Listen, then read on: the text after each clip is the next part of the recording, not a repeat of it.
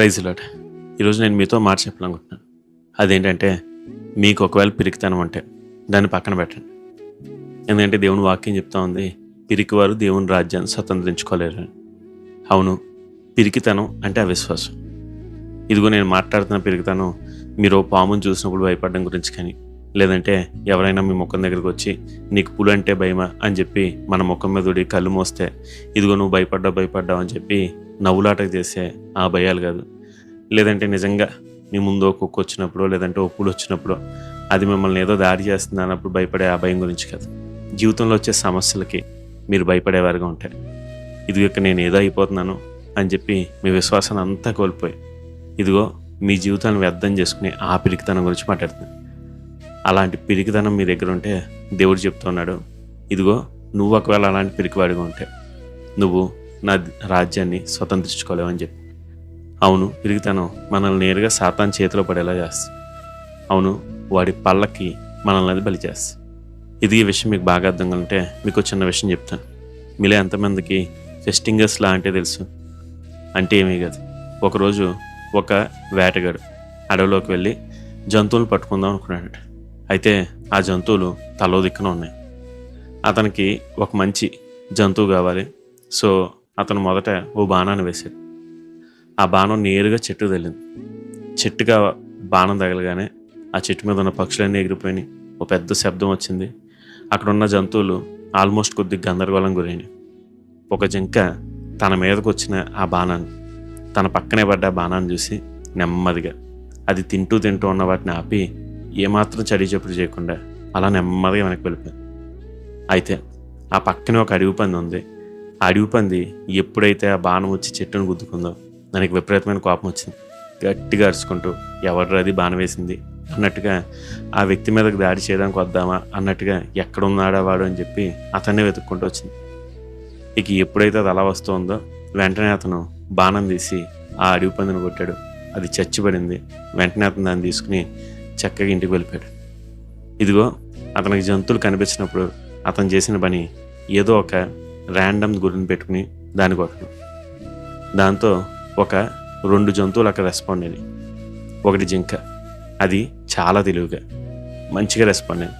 అటు ఇటు కంగారు పడలేదు.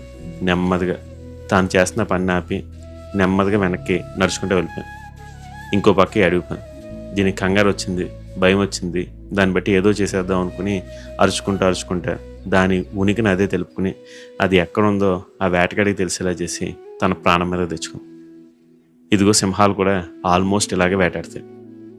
ముసలి సింహాలు ఇక తమ శక్తి అంతా అయిపోయి కదలలేక, నడవలేక, పరిగెట్టలేక ఉన్నప్పుడు అవి చేసే పని ఏంటంటే గుహలోంచి బయటకు వచ్చి బయట ఒక చోటన తన పాదాలు 4 కూడా భూమికి గట్టిగా నుంచి గట్టిగా అరుస్తాయి.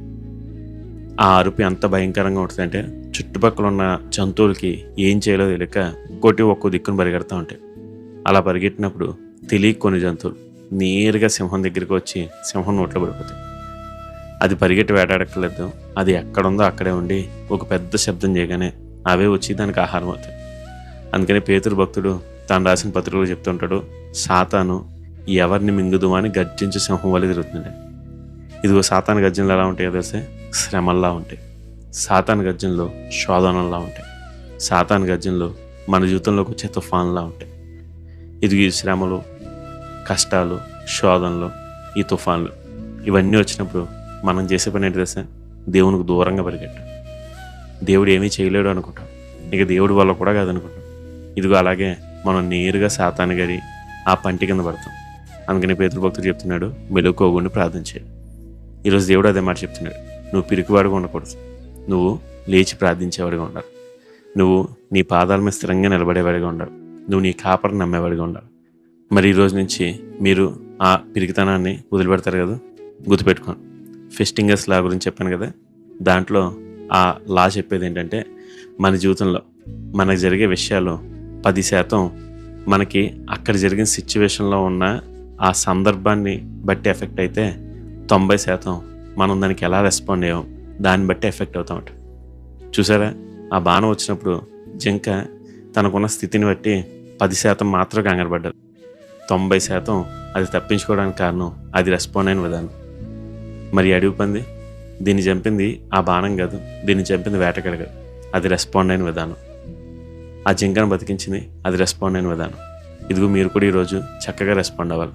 అదే విషయం దేవుడు మీ దగ్గర నుంచి కోరుకుంటున్నాడు. మరి మీరు కూడా మీ పిరికితనాన్ని విడిచిపెట్టేసి, అవిశ్వాసాన్ని విడిచిపెట్టి దేవుని చే గట్టిగా పట్టుకుంటారు కదా. ఈ రోజు నుంచి అలా చేయండి. దేవుడు ఆశీర్వాదాలు చేస్తారు. God bless you. Have a blessed day.